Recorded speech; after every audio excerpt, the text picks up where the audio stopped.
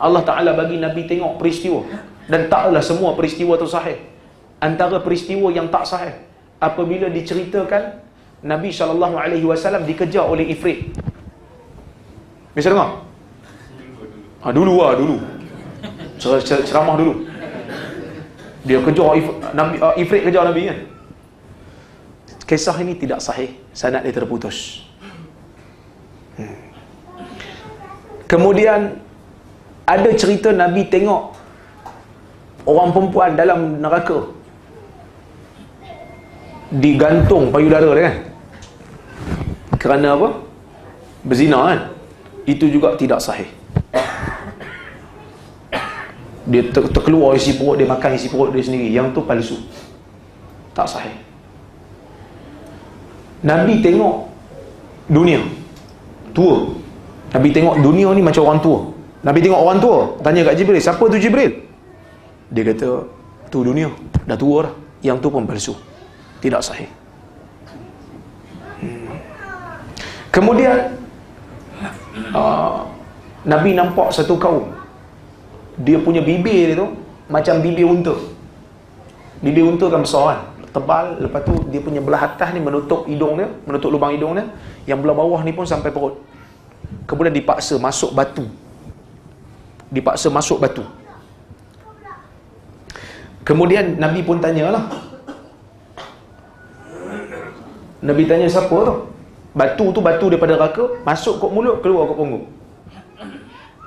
Nabi tanya, siapa tu? Ini adalah orang yang makan harta anak yatim secara zalim. Hadis ni terlalu dhaif, tak sahih. Terlalu dhaif, tidak sahih. Baik. Kemudian dikatakan Nabi nampak apa? Kaum yang mengetam gandum kan? Ketam tumbuh balik. Itu siapa dia? Orang yang infak fisabilillah kan? Ke bayar zakat? Saya tak ingat. Tapi sanad dia tidak sahih. Saya yang tak sahih saya tak apalah. Sebab tak sahih. Buat ganggu memori kan? Buat penuh memori cardnya. Tidak sahih. Baik. Kemudian ada riwayat yang mengatakan Nabi nampak satu kaum yang perut dia tu besar macam rumah, sehingga kembung sampai orang Perak kata merening, nampak belah dalam penuh dengan ular. Nabi tanya Jibril, siapa tu? Itu adalah pemakan riba. Itu juga tidak sahih, didhaifkan oleh Syekh Arnaud dan juga Syekh Albani. Kisah itu tak sahih. Baik tuan, banyak tak sahih ni kan?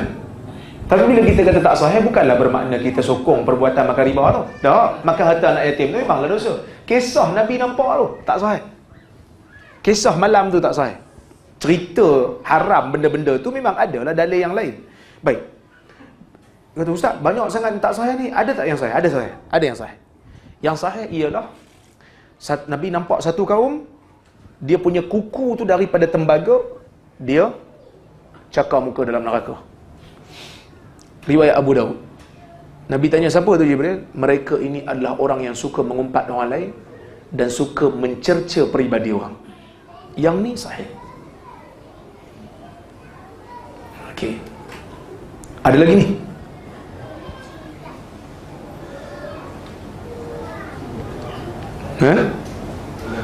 Satu kaum yang dia ni lidah dia panjang dia potong, lidah dia panjang dia potong. Misalnya sahih tak? Ulama beza pendapat. Sebahagian kata hasan, sebahagian kata dhaif. Saya cenderung kepada pendapat yang kata dhaif. Yang betulnya selain daripada yang apa, duk cakar-cakar tu, Nabi tengok masyidah tak sahih. Nabi tengok masyidah tak sahih. Nabi tengok ni orang perempuan dalam neraka, bau dia busuk, mereka adalah kaki zina. Yang itu sahih, disahihkan oleh Syekh Al-Albani.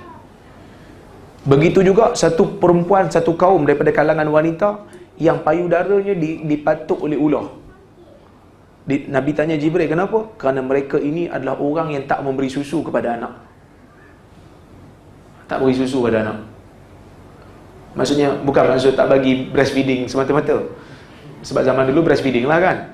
Maksudnya tak bagi susu sehingga budak tu kelaparan. Kalau dia tak bagi breastfeeding tapi dia bagi susu botol itu, tak kena lah. Maksudnya dia biarkan anak tu kelaparan. Dia tak bagi, dia seksa anak. Maka yang ni sahih. Okey, ini peristiwa-peristiwa yang mana kita selalu dengar dalam Isra' Mi'raj. Ada satu lagi kisah yang sangat glamour juga. Bila Nabi sampai kat Sidratul Muntaha, Nabi sampai je kat Sidratul Muntaha, tiba-tiba dibaca At-tahiyyatu lillah was-salawatu wat-tayyibat. Assalamu alayka ayyuhan nabiy Assalamu alayka ayyuhan nabiy wa rahmatullahi wa barakatuh. Nabi pun sebut Assalamu alayna wa ala ibadillahi salihin. Bisa kita dengar? Ada kan? Penceramah duk sebutlah. Sahih tak? Tak tahu Ustaz, kami tak baca penceramah tu aja. Jadi kena tanya dia. Sebenarnya hadis itu tidak ada asal. Tak tahu dari mana dia orang ambil. Kerana tasyahud ni dia bukan masa tu.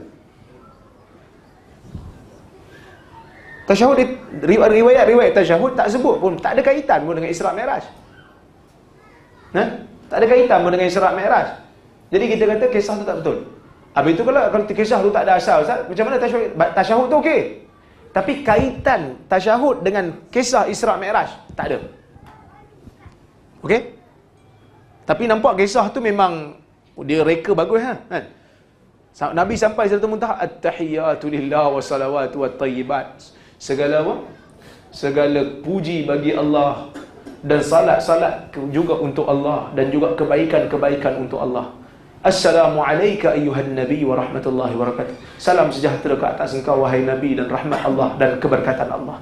Nabi pun jawab, Assalamu alayna wa ala ibadillahi salihin. Salam sejahtera ke atas kami dan ke atas hamba-hamba Allah yang saleh. Nampak macam baguslah dia reka tu, tapi tak ada asal. Tasyahud okey, tapi kaitan tasyahud dengan kisah ni tidak ada asal.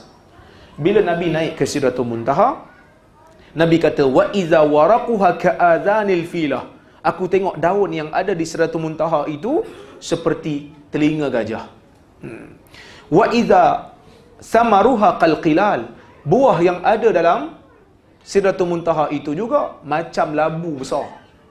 Macam qullah. Qullah ni bekas air yang besar. Itu dipanggil dua kolah. Air mustakmal kan dua kolah. Dia letak labu air tapi besar lah. Baik.